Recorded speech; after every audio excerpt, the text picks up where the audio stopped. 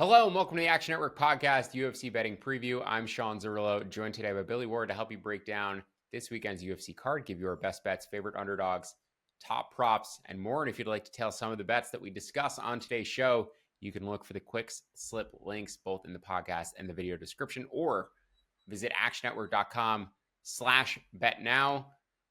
12 fight card from Vegas going down at 6 p.m. Eastern on Saturday. Main card 9 p.m. Eastern, 6-fight main card, 9 p.m. Eastern. The main event, Taira going up against Hyung-Sung Park.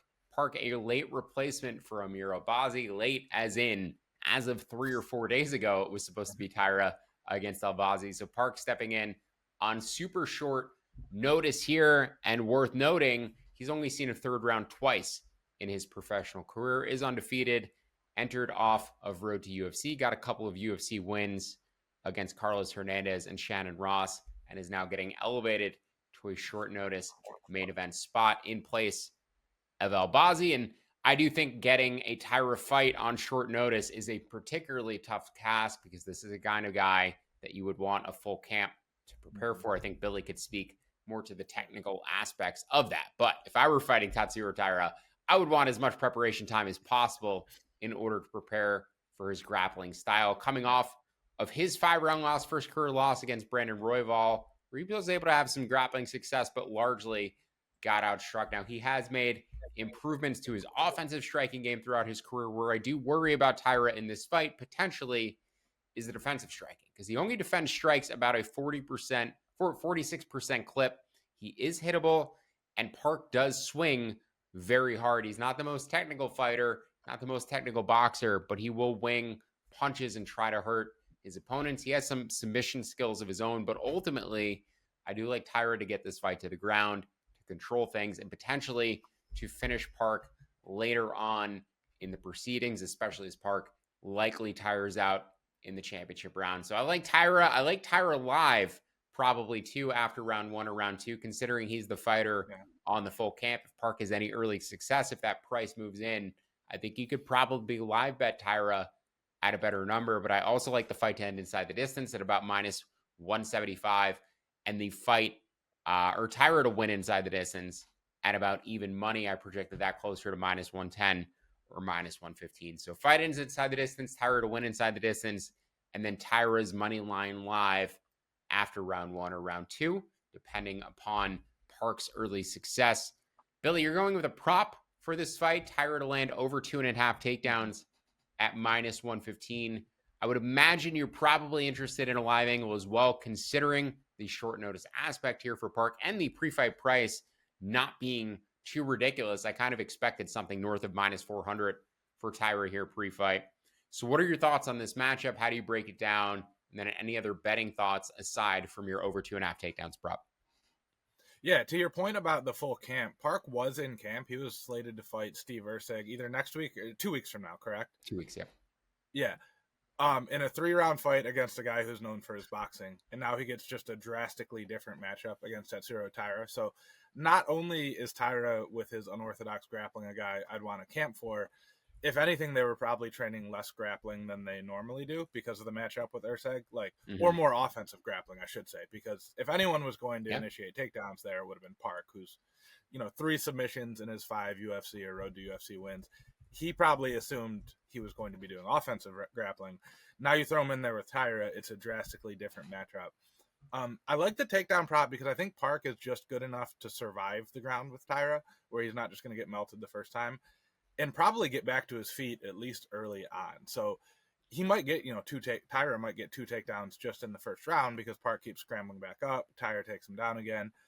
It's a little bit tricky with the official scorekeeper in the UFC about how far back up you have to get before it counts as a takedown again. Like, every former wrestler I watch fights with gets so mad that what they call a mat return gets scored as a takedown when the guy doesn't fully break away and they come back. Usually they're pretty generous, though, with those, which I think helps. And yeah, I like Taira live if he does force Park to, scramble back to his feet multiple times and wear on him. I'm not sure that we ever get a better price on Taira. Like, it wouldn't shock me if he dominates the first round on the ground too. So I'm not putting a lot of stock in that being an option, But if hypothetically Park has a good first round, yeah, absolutely, I would take Taira live. I just don't think this isn't, Marcus McGee versus Piotr Jan, where we can be fairly confident who's going to win the first round, and it's going to be obvious.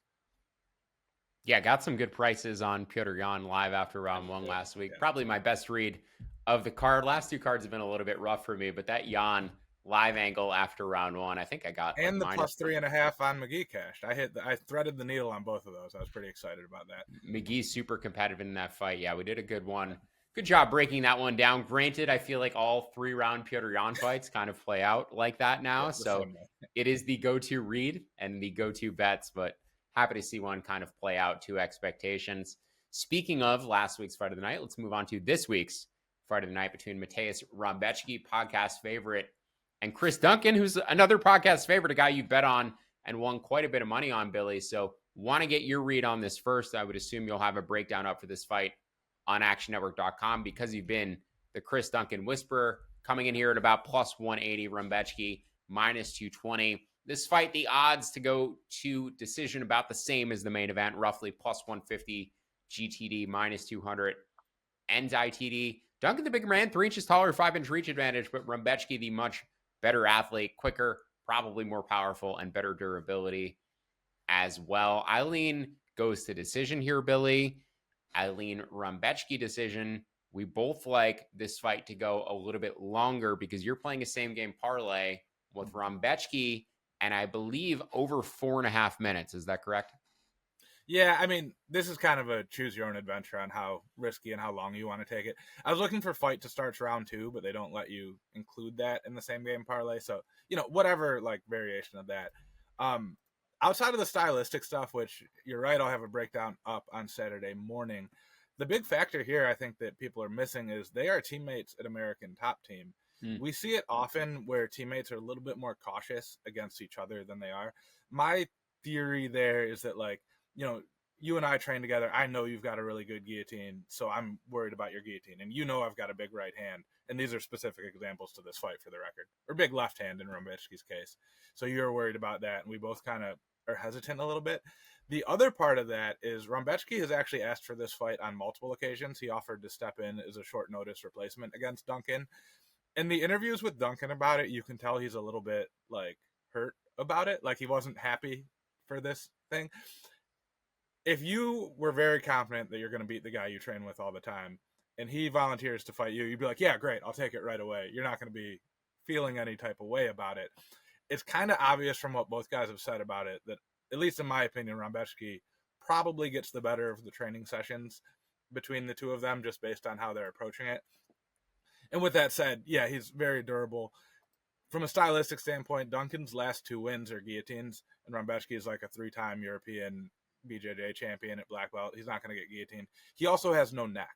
You described Duncan as the bigger man. He's taller and longer, but Rąbecki is more person just in like a 5'7" square with absolutely zero neck. I would be shocked if any human is able to guillotine him, much less Chris Duncan. So that's another factor for Rąbecki. I think he'll probably initiate some takedowns. Duncan lets himself get taken down because he likes those guillotines. What are you going to do, squeeze his head off? Like, that's just not an option here. So, yeah, Rąbecki in any version of over, or just Rąbecki straight up, I'm fine with. But to get a better price on that, you want to play goes to a decision or Rąbecki decision, that's kind of juicy. Anywhere in there is how I'm approaching it.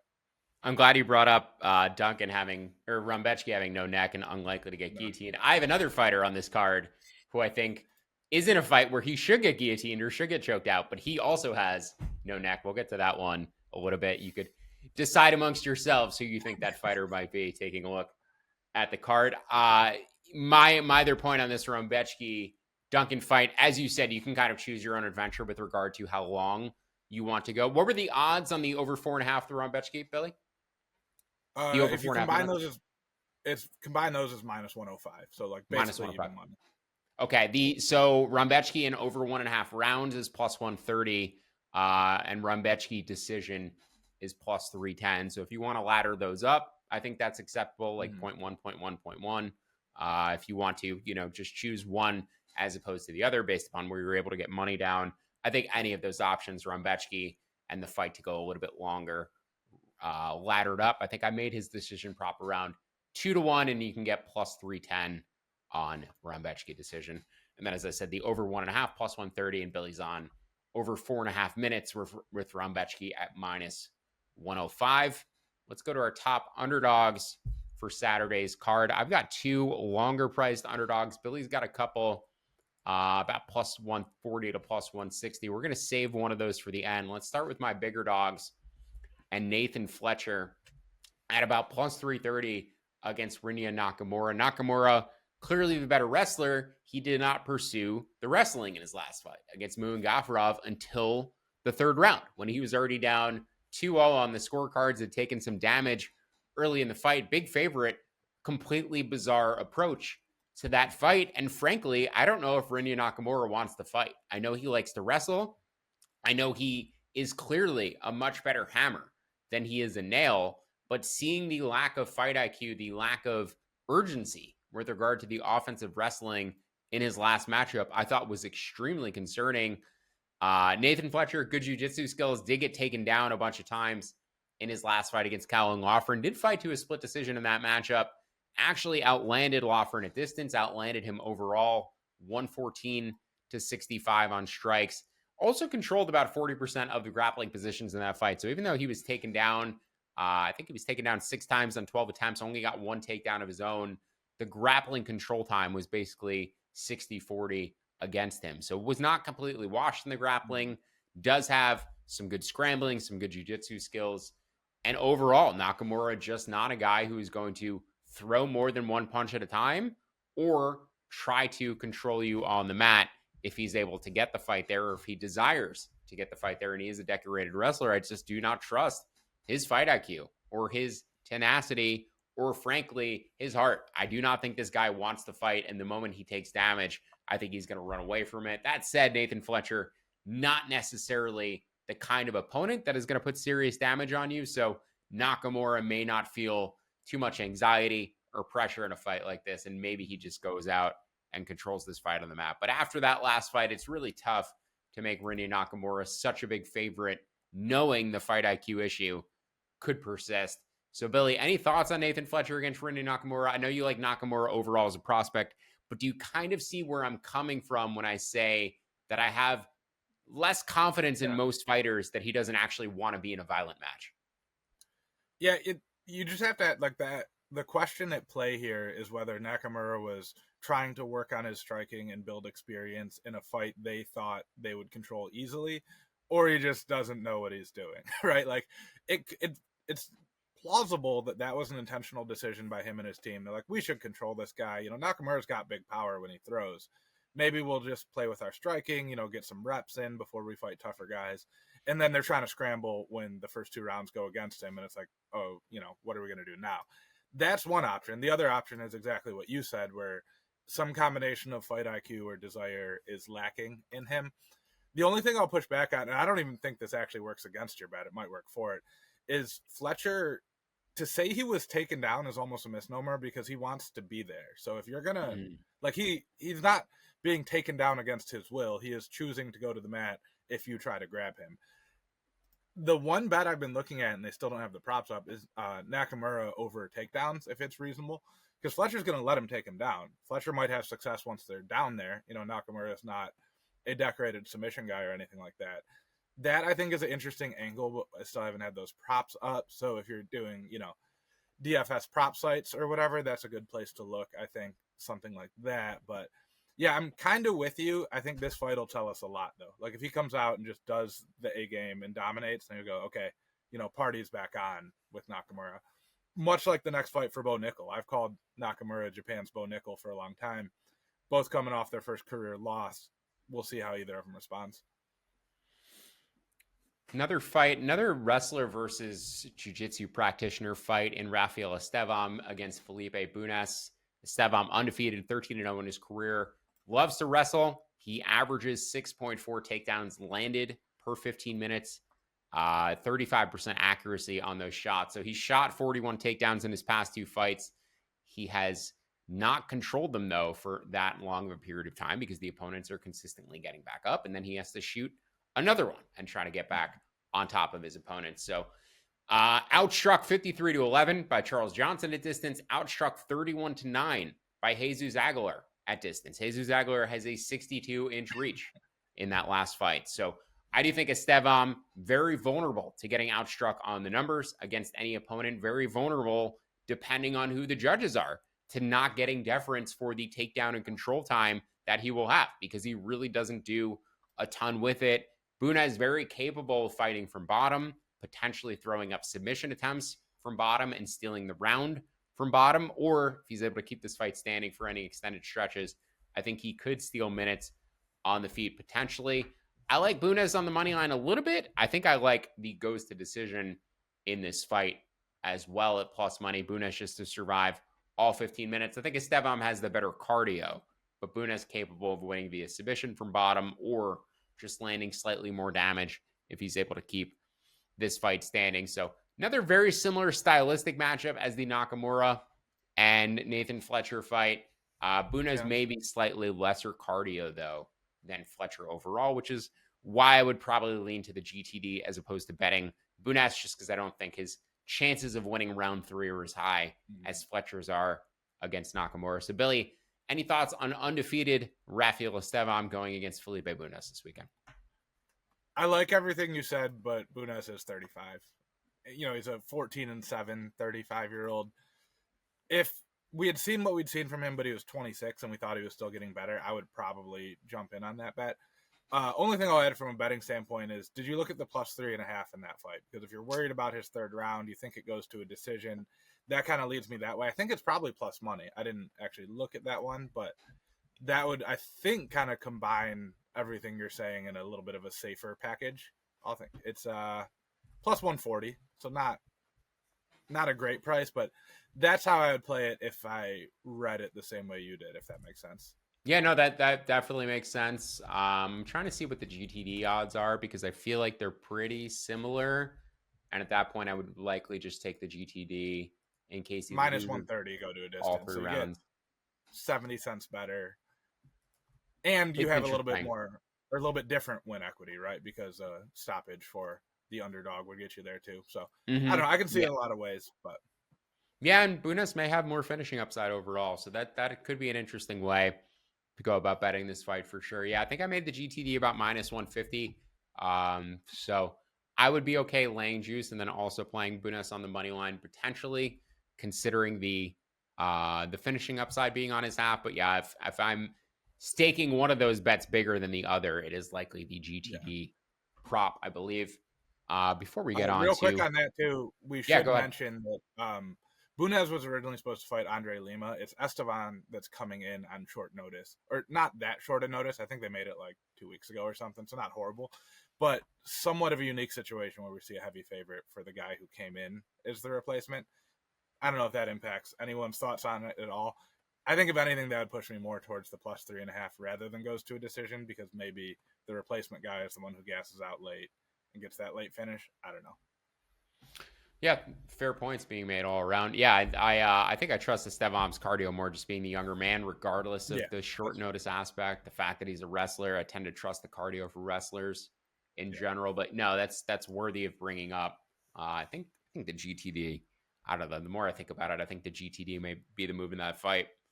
One more fight that we've got from a prop and an underdog perspective. But first, gonna get a quick message from the Action Network podcast. And football season is here, folks. We've got some huge improvements and updates coming on the award-winning Action Network app, which we're very excited to discuss in the weeks ahead. But to get the most out of the app, you'll still need to be an Action Pro subscriber. And it's only with Action Pro you'll get real-time pick alerts from me, the entire Action Network team of experts. Plus, you can access pro projections powered by Sean Kerner and our predictive analytics team, including Billy Ward. So plus a ton of other benefits. And right now, Action Podcast listeners can save $20 off of an annual subscription price of Action Pro. Just go to actionnetwork.com/pro and use promo code POD20. That's actionnetwork.com/pro. Use promo code POD20 for $20 off the annual price of Action Pro. And let's get to that third fight that we like from an underdog and a prop perspective as we head into our top prop section. Nick Klein going against Andre Pulayev in the middleweight division this weekend. This fight is plus 140 to go to a decision, roughly the same price as Klein's money line. Those are the 2+ money bets that Billy and I like. I like the GTD.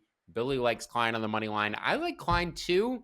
He was just a little bit too popular of an underdog pick this week for me. And as a result, the model is trying to get me to bet Pulev, which I do not want to do because I do think Klein is the more bettable side of the fight based upon my read. So I'm going to be taking the GTD instead at about plus 140. I make it, I think, minus 110. I like that down to about plus 110. But Billy, give me your breakdown on why you like Klein at dog money over Pulev. Yeah, first of all, this is the only fight on the card where the favorite is inside of like minus 190. Yeah. So, if you're looking for, like, I think that's probably why it's popular, is a lot of people just want to bet plus money but don't want to take a long shot on someone, which scares me a little bit too, because then maybe the books have shaded it. Whatever. Both guys 0-1 in the UFC 2024 Contender Series graduates. I wasn't super impressed by Pulev either coming in or on the Contender Series. They in Klein, this kind of applies to too. They both just crushed a ton of cans before they got to the Contender Series, and then Klein though came into the Contender Series and needed 37 seconds to submit a Brazilian dude who I was very worried was going to submit Klein. Klein's like was a high level high school state wrestler. I thought he was going to wrestle himself into trouble. Instead, he absolutely dominated on the ground. Second fight, they throw him to Mansour Abdul Malik, gets a takedown and actually controls Abdul Malik in the first round, which is really why I'm leaning towards him here. Kind of got big brothered by Mansour in the second round. That happens. He's nowhere near the level of athlete that Abdul Malik is, but neither is Pulev. Nobody is. Well, right. But yeah, exactly. Pulev, 6'4", 78-inch reach, super long and skinny, middleweight, fighting in a small cage against a guy with a wrestling background who wrestled Mansour Abdul Malik. Does not seem like a good combination for him. He was actually the one taken down on the Contender Series and then lost a striking-based decision to Christian Leroy Duncan. I don't know what Pulev is good at. Like, he's not bad at anything necessarily, but he just doesn't have like a game that I'm super confident in. Where Klein, you know what that is, you know what that path is, and with this being in the small apex cage, I think it works. I also think it correlates pretty heavily with your goes to a decision, because if he's just wrestling him to death from the top, likelier that we see a judge's decision than not. So I think both those bets have at least some correlation. You could split them half unit on each. You just need one to make a profit, and then if Klein wins the decision, you get a big profit. Let's talk about a fight that we have basically a consensus read on that it will end inside the distance, potentially to go under 2.5 rounds. And I like Elizeu Zaleski dos Santos to finish Neil Magny this weekend. Magny 4 inches taller, 7-inch reach advantage, but the durability seems to be completely gone. The athleticism certainly declining. I think Magny could be a live bet after round 1 just because Zaleski tends to be a fast starter, tends to overexert himself trying to finish opponents when he has them hurt, and as a result can gas himself out. And he does come from more of a capoeira base, so the potential that Magny could just have the better cardio, out wrestle Zaleski over the final 2.5 rounds, at least hold him up against the fence, get some control time, I think is all viable. But I like Zaleski to win inside the distance. You're getting about plus 185. I projected that closer to plus 160. And I like his KO prop at plus 350. I projected that closer to plus 190. Billy, do you agree that Zaleski is the likelier finisher in this fight? Are you interested at all in taking his props? And then if not, or if so, how do you think Magny is able to finish this one? Do you expect that to come later on? Yeah, I'm not entirely sure. I've got the under 2.5 also at plus 140. Could play, doesn't go to the decision at similar price. It's just, trade off there. The thing, how you opened your read on Magny, I think also applies to Zaleski. Like, both guys are right around 38, both coming off knockout losses, both fairly questionable durability at this point. And the power is the last thing to go. We've seen knockouts for each of these guys in recent fights as well. So they both kind of transitioned into being glass cannons or killer be killed fighters, however you want to call them. I don't think that's how we would have described either of them in their prime, but that's kind of what they're turning into at this point. From a money line standpoint, I'm actually leaning slightly towards Magny. The reason I have that is Zaleski's capoeira background, or let me rephrase that. Zaleski has struggled against taller, longer fighters. Just got knocked out by Randy Brown. There's another one on there in recent. Oh, just got knocked out by Chidi Njokuani, also lost to Randy Brown. When you're doing spinning hooking, twisting kicks and stuff like that. All Magny has to do is stay outside of that range, and Magny with his 80-inch reach can still punch you past your kick range. If anyone remembers the movie Never Back Down that made MMA very popular in America in like 2008, there's a scene that gets circulated a lot of a capoeira guy doing like a bunch of spins and flips, and when he's done, the guy just drills him with a big right hand. Like, that's obviously a little bit silly, but I could kind of see Magny doing that, right? Like, Zaleski misses on a spin or something stupid. When you have a 7 or 8-inch reach advantage, you can stay outside of that range and land a punch. That's obviously not like an entirely serious read, to quote Never Back Down, a 20-year-old like B movie about MMA. And I'm not betting Neil Magny, I don't think, just to say, but that's why I would lean towards Magny. I'm playing him a lot in DFS because we need cheap guys. I just think somebody gets a knockout here. Magny turns 38 Sunday morning. Zaleski is 38. Both have chin issues. Both can still crack. Feels like a pretty obvious read to me. Can't believe it took us 3 years into this podcast to bring up Never Back Down on the show. Academy Award winner Jaimin Hansu, Amber Heard. It's actually like a better movie than it has any right being. I mean, hey, a 6.5 on IMDb, not that bad. 20% Rotten Tomatoes, but yeah, it's actually if you've never seen it, if you like the sport of MMA, it's a watchable movie. Watch it with your kids. It's a good watch. MMA for like Karate Kid MMA, right? With a dude from Africa instead of a dude from Asia, basically. Yeah, that's what they went for. That's a fair point.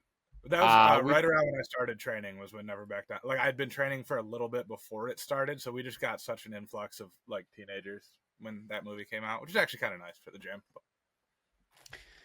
Evan Peters probably the biggest star in that movie, just playing like the little friend on the side. If you watch American Horror Story, you've seen a lot of Evan Peters. Let's move on though to another fight that we like from a prop perspective: Els Brenner against Esteban Ribovic. I lean GTD here. I think Ribovic can certainly finish Brenner in round 2 or round 3. He comes forward very aggressively. Brenner will be willing to come forward back at him, and they're probably just going to meet in the middle and swing this thing out. So this is going to be a sweaty goes to decision if it does get there, because I do expect a high-paced fight where Brenner probably gets knocked down at some point. But Brenner's been fighting huge dudes in the lightweight division. Fought Garam. Who else did he fight on short notice? Yeah, he fought Mirtabek Oralbai. Like, Brenner is used to going up against bigger opponents, dudes with big power, dudes who are going to come at him. He actually has a 3-inch reach advantage here. He's the same height as Ribovic. So I don't think he's necessarily going to be outclassed or out physicaled in terms of size.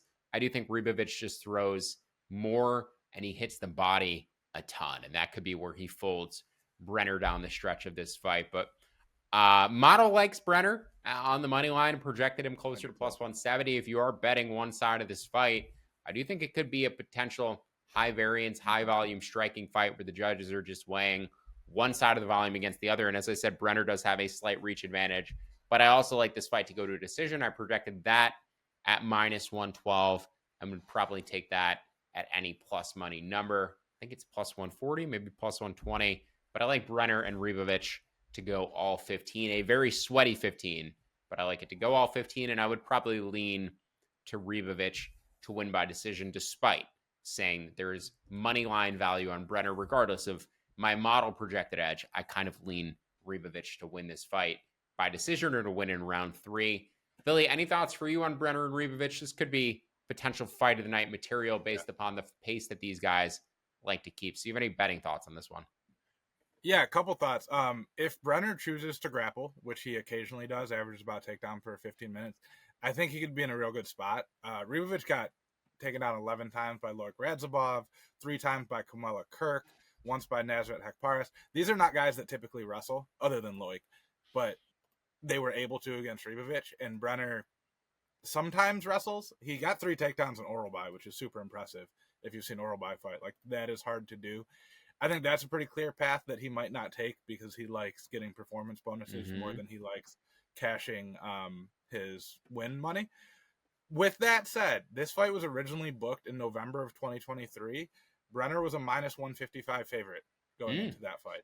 Then he lost to Oralbai and Joel Alvarez, and now he's a plus 210 underdog. That doesn't add up to me because Ribovic would almost certainly lose to Oralbai and Joel Alvarez and probably wouldn't make it into the third round against Alvarez or to a decision against Orlby, as Brenner did.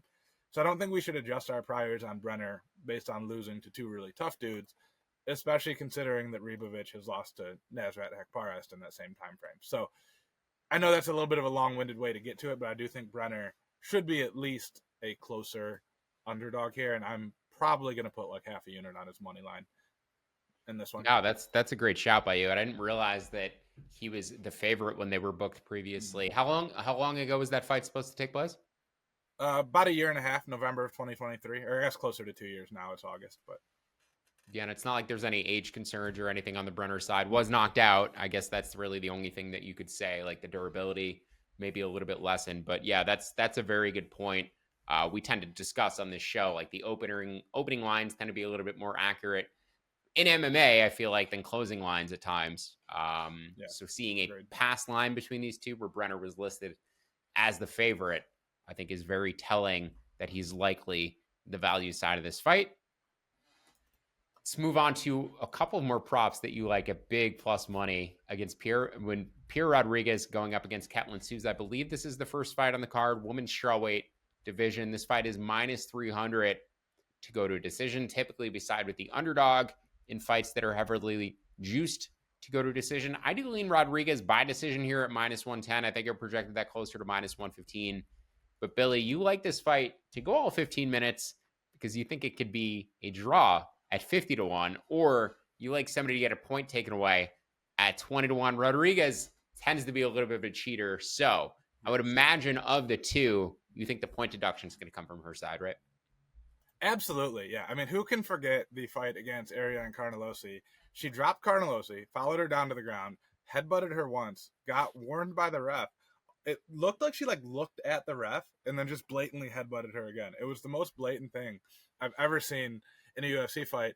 That is not the only reason I'm betting on a point deduction. I mean, the biggest reason is because it's my favorite bet that I never win because UFC refs don't do their job. But if you look at the interviews after that, she was not even at all like, I made a mistake. She was calling out Carnelossi for being a quitter and calling her all kinds of names. Like, you just cleanly headbutted her twice with a warning in between. It wasn't like you didn't know. I mean, just ridiculous. Anyone who is that blatantly willing to cheat, you got to bet on the point deduction in their fight for a couple bucks for something fun. It's a tremendous sweat. Like, you've never lived until you've watched a UFC fight just hoping somebody will cheat. It's the best. And then that's where the draw comes in, obviously, because it's very hard to get a 3-round draw in the UFC without a point being deducted. It's basically a parlay of Pierre Rodriguez to win 2 rounds and get a point deducted and the fight to go to a decision, which is exceedingly unlikely, but it's a 50 to 1 bet. Don't come at me when it doesn't hit. It's not going to. It's 50 to 1, but a few bucks on either of those I think are fun. Also, a Souza point deduction wouldn't shock me just because she's kind of effectively wild. Usually those things aren't actually penalized in MMA, which is the problem. Like, or I should say, a Souza rule infraction wouldn't shock me. If they actually took a point, I'd be a little surprised, but there we are. So have some fun with it. It's a low-level fight. You don't really have any other reason to care other than rooting for somebody to cheat, which is, again, fun. Let's turn our attention to our best bets section. Billy has an underdog play that we saved here because he's just on the opposite side of my prop in the best bet section, which is Karol Rosa to win by decision at about minus 120. I projected this closer to minus 135. Now, these two women are similarly sized. Women's bantamweight fight, same size, I believe, a very similar reach as well. My main takeaway here, Rosa, when she has a takedown threat against her, she can be beaten. When she is the takedown threat, when she's the main takedown threat in the fight, she can control her opponents in terms of the pace and the output of the fight. She's 5-1 when she lands a takedown in the UFC. The only loss, she absorbed 4 takedowns against Sarah McMahon, only got 1 of her own. She's 1-3 when she gets a takedown. She's 1-3 when she gets taken down. That was the McMahon fight. She's 5-1 when she lands a takedown of her own. She took down Jocelyn Edwards 4 times. Edwards took her down once. That was the one fight that she won while getting taken down. So 4-1 opposite on either end of the win and the losses when there are takedowns involved. But she also just offers more volume on the feet across a 15-minute fight as compared to Nora Cornell. I think Cornell hits harder. I think Cornell may have more punches punch volume, head strike volume in general, because Hossa does like to land a lot of kicks. So the volume discrepancy in the stats could get skewed a little bit, but at range, Hossa landing 8.6 strikes per minute on her opponents, Cornell landing 5.8. And in terms of strikes absorbed, Hossa landing and absorbing or outlanding her opponents by a full strike and a half per minute, Cornell closer to a half a strike. So across a 15-minute kickboxing match, I think Hossa lands more volume, in addition to having the takedown and control upside as well. I should mention with Cornell, she won her last fight against Haley Cohen. We were on her against Cohen. She came from behind. After getting controlled for 4 minutes and 24 seconds in round one, she came from behind to get a submission in round two. She got controlled for 5 minutes by Melissa Mullins. She got controlled for 8.5 minutes in her split decision win against Jocelyn Edwards. So I think Cornell has shown consistently in her fights that opponents, when they're able to take her down, they're able to hold her down for a full round. Hossa, the same thing basically, but she's going to be the one threatening offensive takedowns in this fight. So I do like Hossa, but I prefer her by decision. She does not have a ton of finishing tenacity in her personality or in her fighting style very clearly, but she does fight at a high pace and she does mix things up. And I would much rather lay minus 120 on her decision prop than laying 2-1 on her money line. I do project some value on her money line, but I prefer Hossa by decision. Billy's on the other side of the fight. He likes Cornell on the money line at plus 160, but I think you said to me before the pod, Billy, you may even prefer Cornell in the finish only market at a juicier number. So go ahead and give me your breakdown of this fight and what I might have missed. Yeah, I mean, Nora Cornell has more UFC finishes in 2025 than Carol Hossa has in her 13-fight UFC career, because she's never finished anyone. Hossa, 2 of her last 3 wins were also non-unanimous decisions. She has a majority and a split. Of 2 of those 3, she just fights people close, whether she's grappling or striking. She fights people close. That's reason number 1 to be on the underdog. The other is that Cornell hits really hard, and she's super athletic for a woman's bantamweight. Strong, very good in the clinch. She was I believe, silver medalist in the World Muay Thai Games right before she transitioned to MMA. I like your pick. I think if you're betting Hossa, it almost has to be by decision, because she only has one path to winning, I think, which is just get some takedowns and be there. Where Cornell, in theory, could win some rounds with the better damage if it does stay on the feet. I'm not sure that she does. Volume versus damage is always a tricky game to play. But when she's plus money, I'm okay taking that risk. And then if this fight ends inside the distance, it's almost assuredly Cornell. Despite her lack of grappling chops, she looks for submissions more than Hossa does, really, on the ground, at least from what we've seen so far. So the finish only money line, she was minus money. She's a slight favorite in that. Didn't really want to lay that. It makes total sense. If you wanted to tail both of us, you go Hossa decision, Cornell finish only. Give yourself an out. I like Cornell at plus 160, plus 170 range. I just think she'll be able to keep this on the feet long enough, but I see both sides of it. Let's get to our final bet on the card. Rodolfo Vieira against Tresean Gore. Gore, the second of the 2 fighters I was referring to who have no neck. So how, Billy, is Rodolfo Vieira going to submit Tresean Gore this weekend, considering Tresean Gore's chin connects directly to his shoulders? Well, the interesting thing about that is that Rodolfo Vieira's preferred method, if you look through his career, even before the UFC, he loves the arm triangle choke from mount or side control. That is actually easier to hit on big, thick shoulder guys, because you're forcing someone's own shoulder into their neck. That is hard to hit on the skinny people with little arms that you can't drive that into. So I have no concerns there. The concern I have is that Tresean Gore, both of his last 2 wins were guillotines. And he's going to try to guillotine a dude who's like a bazillion-time jiu-jitsu world champion, and that's just not going to work, right? You can't do that against Rodolfo Vieira. I think Gore looks for a guillotine in the clinch, as he always does, gets taken down, and then Vieira just cooks him on the ground, methodically past the guard, get the mount, soften him up, land that head arm triangle choke. What I also really like about that arm triangle choke is you do not have to give up position to go for it. It's not an armbar where you're rolling off. It's not even a rear naked where you have to get the guy to turn where you can't damage him. Vieira will sit there and mount and just wear on you the whole time until you give him that opportunity. Splitting my exposure here, I got Vieira on the money line. He's 218 now. He was minus 205 in the luck ratings. doing about a unit on that to win half a unit, and then another half a unit on him inside the distance at even money. I think he's finished all of his UFC wins. There might be like one that he won by decision in there, but he's a finisher, broadly speaking. Nope, all 5 by submission. So, if he's going to win, it's going to be a finish, most likely. That's why I'm playing it that way, but I want some coverage. And I just took the bet earlier at a better price, so that was why I wanted to stick with that one a little bit. Either my model showed value on Gore and Gore by KO this weekend. I'm not betting it. Number one, I prefer the Vieira side of the fight, but also Gore has not been extended very much in his UFC career. Mm-hmm. I think there's a chance that Vieira has better cardio, which seems crazy for a jiu-jitsu guy, but I think he may be the better striker in an extended fight as well. So yeah, I think Vieira, a good pick by you for best bet this weekend. The market seems to be very heavily on him. I've never thought Tresean Gore was UFC level. I think he can. He's just big and strong. He looks like a good athlete. He hits hard. I think there's you could see the potential, right? He's he's a mold of clay, and you're like, what could I turn this into? But he doesn't throw enough. He stares at his opponents a lot. And really the defensive grappling has not largely been tested either. So I think this could be a very quick submission win for Vieira. Vieira around 1 sub. Would interest me here blindly as well. I think this could be over in a wrap, or under half a round for Vieira. Could be a very quick finish for Rodolfo Vieira this weekend. I'll be using him in DFS. I would imagine you'll be loading up on Vieira and DFS as well, Billy.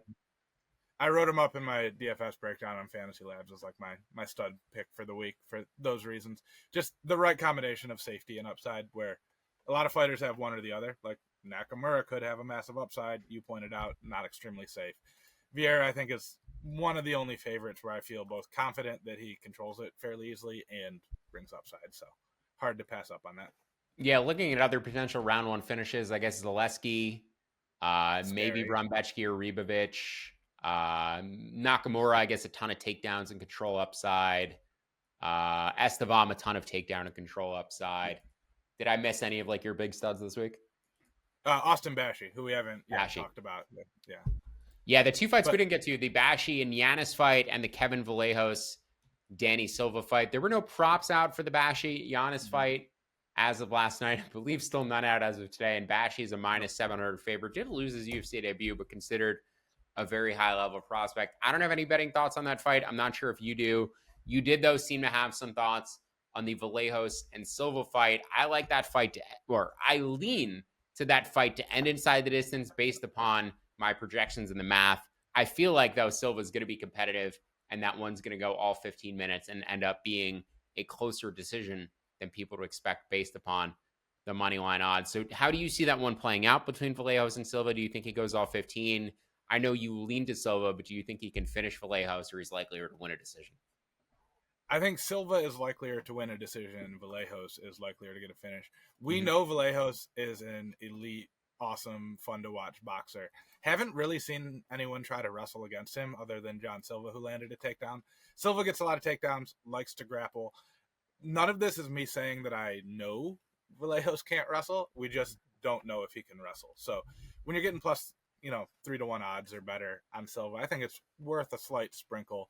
Not sure that I'll be betting it, but yeah, I could see a Silva grappling heavy decision. He gets pieced up a little bit on the feet, gets the takedown. Judges have to decide which of those matter more. Rinse and repeat. If Vallejos wins, he probably lands 46 punches in the first 30 seconds and just starches him, or at other points in the fight. So interesting one. And then as for the Bashi Giannis, is it pronounced Giannis? Yanni? I have no idea how to say this other guy's name. Yep. Bringing in a guy who's 9-3 for his UFC debut. Giannis was preparing for a bantamweight fight. This is at featherweight. Bashi did lose in his first UFC fight, but that was to Christian Rodriguez, who is legally obligated to defeat every undefeated prospect they give him and continues to do so. I think Bashi rolls here.